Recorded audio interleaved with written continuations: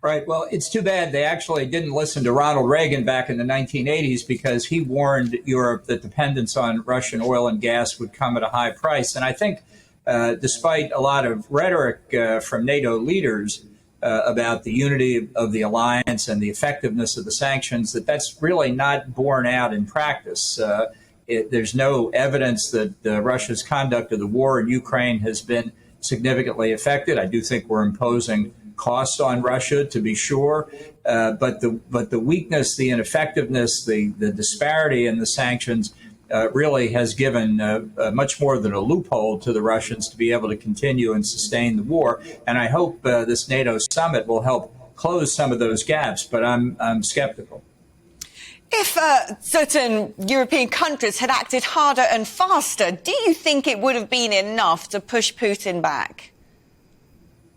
Well, I think the main failure of the alliance, and I would say this is an American failure above all, was to fail to deter the invasion to begin with. You know, many people were saying that we should have been imposing sanctions on Russia well before February the 24th. And there's a very good reason for that, because the West as a whole did not react adequately to the first Russian invasion of Ukraine in 2014, and certainly didn't react, other than with rhetoric, to the troop buildup that was visible to all to see along the Russian-Ukraine border.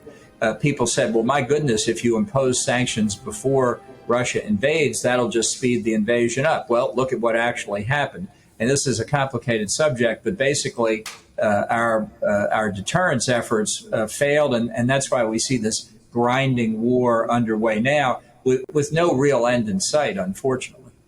Yeah, I'm glad you said that, because my next question is that, you know, the US is sending military hardware and troops to Europe now, and quite a significant amount too. But is this perhaps a sad realization that Ukraine is a lost cause and we're scrambling now to protect our own territories?